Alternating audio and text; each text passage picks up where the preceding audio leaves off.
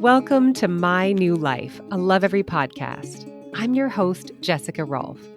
We talk a lot about connected parenting at Lovevery. Australian experts are ahead of the curve when it comes to building strong parent-child relationships. In this mini-series, I'll speak with Australian parent educators, psychologists, and pediatricians about setting loving limits.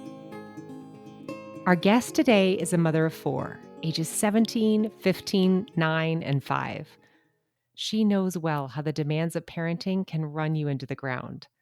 She made the choice to step off the struggle bus of overwhelm, as she calls it, but it was a move that took time and conscious effort. The secret? Establishing clear boundaries and choosing not to identify with the mother as martyr role. So many of us look to our partners to validate how hard we are working before we give ourselves permission to delegate and take a break. Or we hold on to resentment because we feel we are shouldering more than our fair share of the parenting burden. In this episode, Julie Tenner gives us permission to ask, what do I need to show up as the best version of myself in this family? She is an Australian-based relationship expert who shares her wisdom as co-host of the podcast, Nourishing the Mother. Welcome, Julie. Oh, thank you so much, Jess. It's such a delight to be here. I'm so grateful. Well, I'm really looking forward to this conversation. And I just want to get started by asking, what are some signs that we need to work on our own boundaries as parents? It's when we start to get really resentful of our children or our partner, when we can realize that it's gone from this place of open-hearted, loving, overflowing, yes, I want to be here. Yes, this, feels fulfilling, even though it might be hard, feels good on some level, into nope, I feel like I'm in a cage. I'm invisible. I'm unseen. No one sees how hard it is. I'm having to grit down and just work harder to get through my day. I've gone past a boundary and washed over it. And now I'm on the other side where I'm now fighting for what I missed before my boundary, before that point of my boundary. So I kind of feel when we're starting to move from that place of I'm choosing my life and this feels beautiful into I'm now resenting the people that I love. Yeah, that resonates. And, if you have a partner in parenting, how can we think about that scorekeeping? So, for example, I totally remember negotiating with my husband. You went for an extra long run, and my 20 minutes on the treadmill, just doesn't measure up to your long run. So now I'm feeling resentful. How do you Yeah. avoid this kind of tit for tat, resentment and just trust that we're each taking care of ourselves the way that we need to? I really love that question because I actually think it's one of the most major questions in every modern day relationship that's also involving parenting.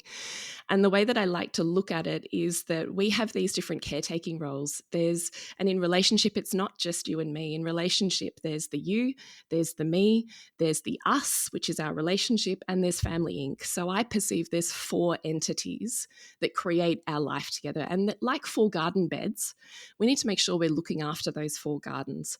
Or if you're more into real estate, you have 4 investment properties. You need to look after those 4 investment properties. If you just neglect one of them and it just gets run into the ground, well, now you're having to do major repairs or knock it down or just sell it and quit and run. Right? So we have to have an awareness that there's these 4 entities that need caretaking the same way we do with our money, the same way we do with property or investment, the same way that we do with a garden bed. We have to tend to the you, to the me, to the us, and to the Family Inc. And those 4 things need to have an open conversation around them. In my perception, this is what makes it much easier, is if we look at that. So I like to say to couples, this is such a great opportunity because you get to really choose what you really want to be doing and what you need. What do you need to be a wholly thriving human in a week? And what do you need? And what does our relationship need to match with what we want to be experiencing out of it?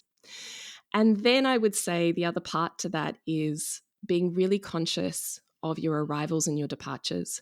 So that first time where you say goodbye to each other in the mornings and you do separate things in your day. And that first time when you say hello to each other when you come back together at the end of your day.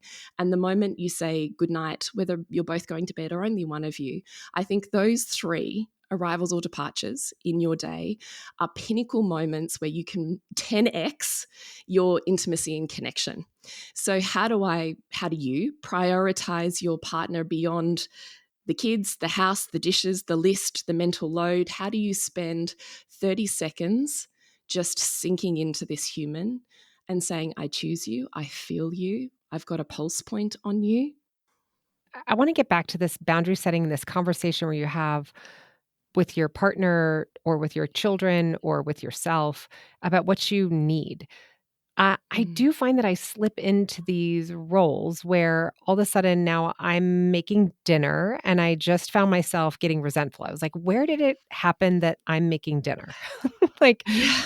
I'm working, I come home, or on the weekend, like I find myself in the kitchen kind of by myself a lot, at making lunch, making dinner, cleaning up. And, obviously I need to get my older kids more involved for sure. And then I also kind of need to, I guess, talk to my husband, but it still becomes this sort of tit for tat conversation, I will say. So model this for me. Talk to me about a time that you've done this with your partner where you found yourself taking on too much or feeling like you were not happy with the role that you had or the tasks that you were doing, whether it's with your children or your husband or your partner, and you spoke up. What does that look like? Yeah. I love this question. For me, it's an evolving conversation. So I don't think this is a set it and forget it conversation. I think as you constantly change and the way that you're living your life changes and the different ages that your children are, it brings up different capacities. And so what used to work for you when your child was, a tiny pre-1 baby is going to be completely different when you have this hugely active toddler who's between 1 and, 2.5. My base belief is we both get to live the life that we really want to live. And if one of us is feeling like we're a servant to this beast, whatever it is, our family, our children, the current setup of life, then we need to have a conversation to renegotiate it, because we actually both get to feel really good here. And what I would invite you to do is just do a look across my life. Okay, what are the things that I do in a day, in a week, and list them all out, and then use a color highlighter and go, okay, these are the things that are really inspiring to me. I love doing this. Not even that, it's not like, oh my God, I feel so good all of the time when I do this.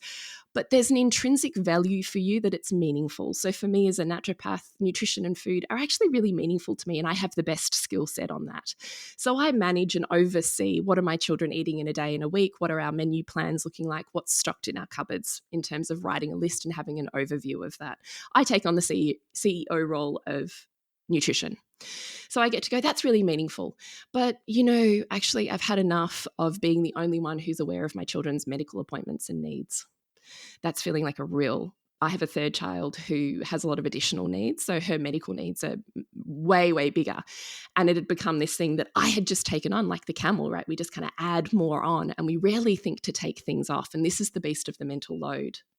We're mental load hoarders. We've got to have a point at which we go, it's the straw that is breaking the camel's back here. And I don't have to keep doing this. This is not my only option for life. I actually need to remember and see around me that it's possible, that I can choose something different. So I would say to you, first go, here's what I want to change. Here's what I can't do anymore. Here's where I need help. And then bring it to your partner, not in a demanding way, resentful, you're just taking advantage of me way, because, you already know how that conversation's going to go, because you're already in the energy of that rejection. Instead, really sinking into being the energetic match for, we really are both on the same team. So when I have that viewpoint, I can go, this isn't working. And I just I can't. We need to come up with another way. That doesn't mean I have to come up with another way, but it means let's open up creativity on how else this could look, because it can't keep going the way it is. How else could it look? They want to problem solve for you. So just hand them the problem without the solution and go, here's where I'm feeling. I need help. I don't know how to do this. Like a vulnerable helplessness that just invites creative thought. And then you both get to workshop it. It's like throwing spaghetti on the wall. Throw all the ideas on the wall and then go, which is the one we really want to do? Let's try it. Let's try it for the next 3 weeks, and let's revisit this conversation and see if it's working. And that's how my partner and I, and how I encourage other partners, other couples to do it. Every year, my husband and I have a renegotiation of our relationship agreements and our setups every year, because every year it changes. Our kids change, our lives change, our needs change, what is inspiring to us changes. So we just kind of do this reconciliation whenever one of us is struggling and every January. I love this. It is such good advice. I wish my husband were here listening and I just take this in together. So I can't wait for this episode to be published. A lot of women in the early years of motherhood feel resentful of the constant wakings to feed the baby and so the fact that their bodies are required to keep this little one alive. Can you set boundaries around something at the core of, your little one's needs, and how can you negotiate that with your partner? Yeah, gosh, I so feel this deeply because certainly my experience with my 4 children has been in the natural parenting world. So it's been in the co-sleeping, breastfeeding, all of that. And so it was a really long lesson for me to work this out. So with my first, I really struggled. With my second, I had sort of started to work it out. So by the time I think she was 11 months old, and I remember lying in bed with her in the middle of the night. And, they get to this stage where they start feeding every 45 minutes. And she was lying like in the crook of my arm, when you lie on the side, and she started scaling me like a ladder. And this was at like, I don't know, 1:30 in the morning. And I remember sitting there going, that's it. I can't do this anymore. And thinking, how can I do this with love? So I spent the next couple of days just talking to her. She's only 11 months old, but talking to her with the level of consciousness that says we're connected. She understands, is saying, look, this is how it's going to change. We're going to have a floor bed. I'm going to lie with you. I'm going to feed you to sleep the way that we normally do. But then I'm not coming back in to feed you until whatever it was for me. But I'm here and I love you and you're safe. We're just not doing this. And I'm going to let her have a cry and I'm going to listen to her feelings. And when you have that level of alignment, I think it's congruence. When I was so certain on my boundary, I can't do this anymore because I'm going to stop being the loving mother that I am. I'm going to start resenting you, and that's going to have an effect on our relationship. So what I need to love you so well is this. And as mothers, we get, just like in any relationship, we get to have needs. We get to go, yes, I want this for you. A connected, supported, I'm always here as your rock relationship. But to give you those things, I need these things. And I can tell you with my 4 children, at no point, if I'm really sure of what my boundary is and I can love their experience of that, because they're not always going to love your boundary, right? You say no to this thing that they have an attachment to. There's going to be a period where they have to tell you that they're struggling with it, and that's going to look like tears and crying. So if I'm in a loving state, I can hear that without making it mean anything. You'd be like, yeah, it's really hard for you. I know you really want to have a feed, but I can't give that to you right now. But I love you and I'm here. If I can hold that space, nothing has ever taken me more than 3 nights, ever. If I'm out of alignment, it certainly takes longer. So, and I want to say we're taking on all of those journeys. So by the time I had my 4th, she got a gum infection and was bottle feeding. And that was a freaking revelation to me. I was like, this is amazing. This thing that I've spent so much of my life going, I'm sure the breast is best. I was like, no, this is amazing. So I kind of think we get leveled on all of our perceptions in parenthood. We really do. We really do. You brought me back in time to my memories of trying to set boundaries around sleep. It's so hard, but you articulated that so well.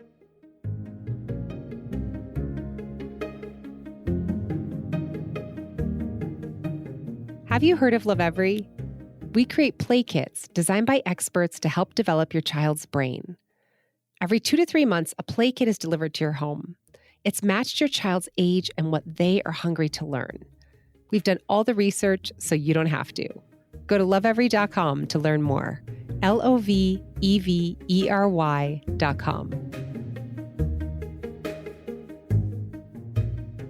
What about delegating? Why do so many of us have trouble delegating?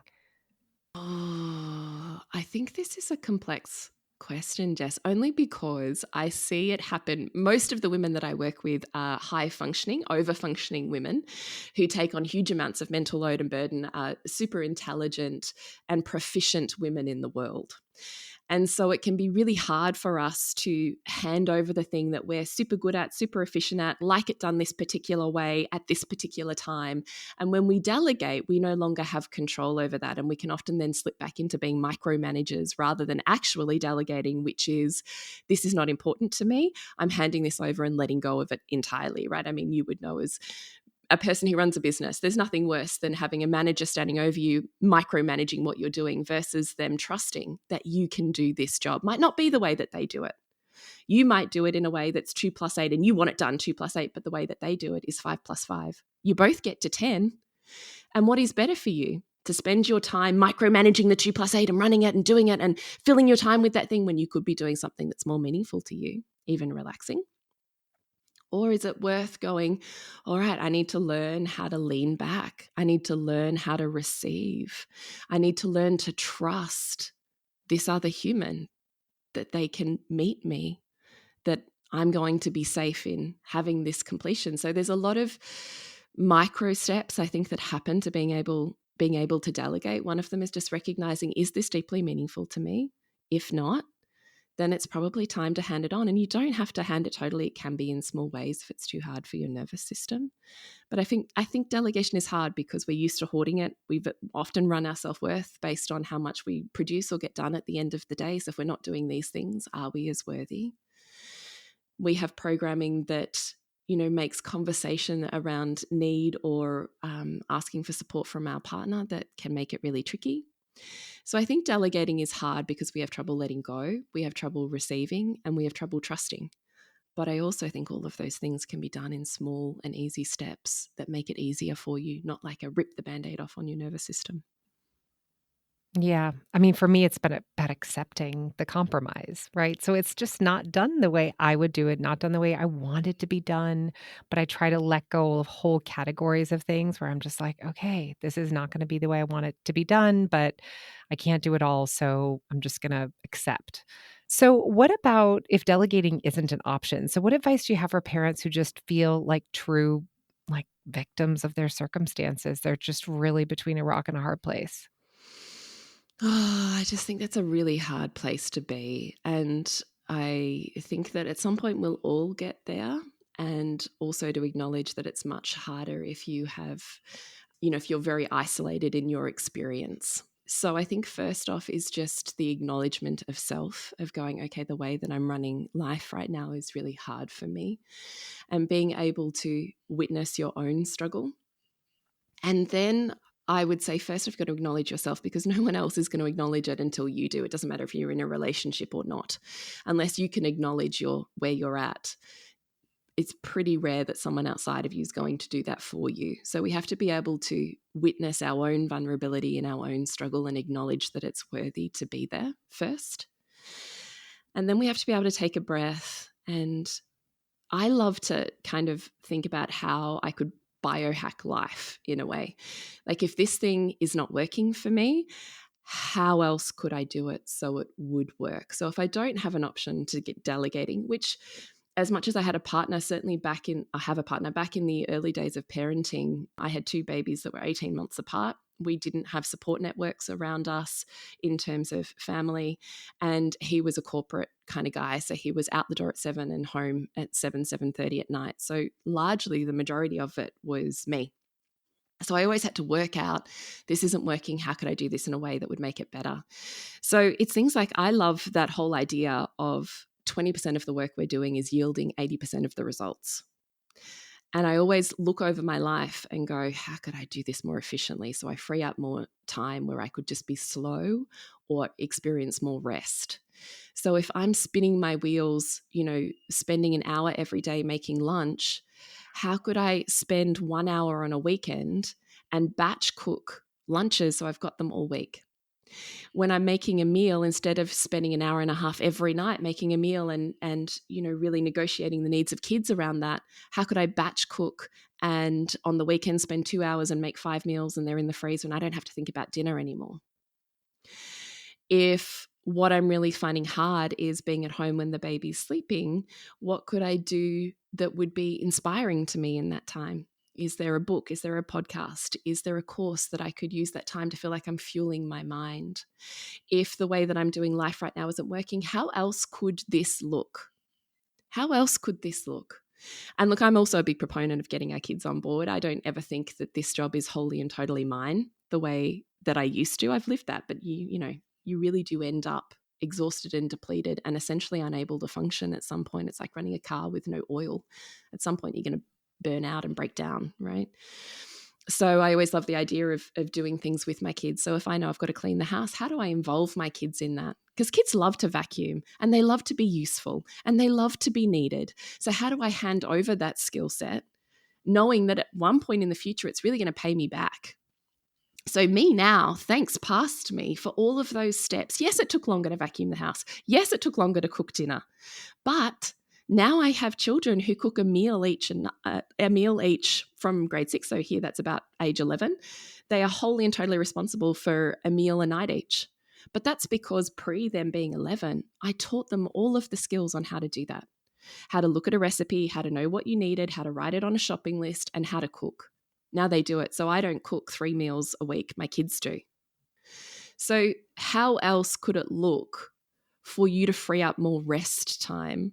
I think is the key to delegation, because it doesn't have to look like the way you're doing it. And if you don't know, look at the women who are doing life differently or who are living the life that you want to live and ask them how they're doing it, because they'll just be approaching it differently.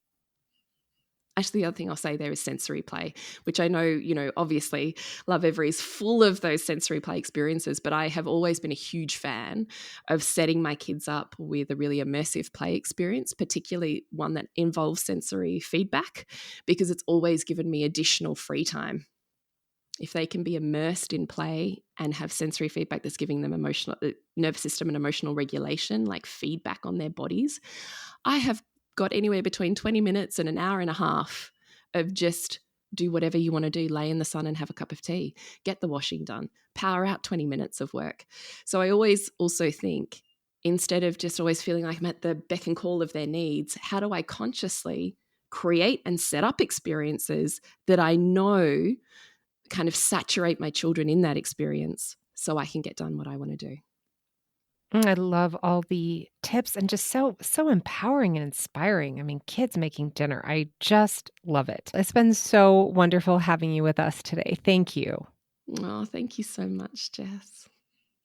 Julie co-hosts the podcast Nourishing the Mother. You can also find her at julietenner.love. Here are my takeaways from the conversation. Takeaway number 1. If you find yourself resenting the people you love, it's a sign you need to reinforce your boundaries. Takeaway number 2. Scorekeeping is something we slip into when we're feeling undervalued. That means it's time to have a conversation with your partner about what you need out of each of your roles. Julie likes to think about it as tending to the you, to the me, to the us, and to the family Inc. Takeaway number 3. One way to nurture the us is to be really conscious of your arrivals and your departures. Julie calls these pinnacle moments where you can 10x your connection. Takeaway number 4. This conversation around roles is constantly shifting. Revisit the agreements you make regularly because our needs as adults shift with the changing children around us. Takeaway number 5. Julie talked about setting limits around breastfeeding and the inevitable resistance that a mother will come up against. That struggle is going to take the form of crying. If we are coming from a loving place, firm in our boundaries, we can respond with, "Yeah, it's really hard for you. I know you really want to have a feed, but I can't give that to you right now. But I love you and I'm here." Takeaway number 6. Julie is a big fan of delegating, not surprisingly. She reminds us that when delegating, we need to let go of how the task is executed. It's just not going to look exactly like it would have if you had done it. But we can't do this work on our own, so time to lean into the team. You've been listening to My New Life. If you think this episode might be helpful to a fellow parent, please share. If you'd like to learn more about the topics discussed on the show, head over to lovevery.com.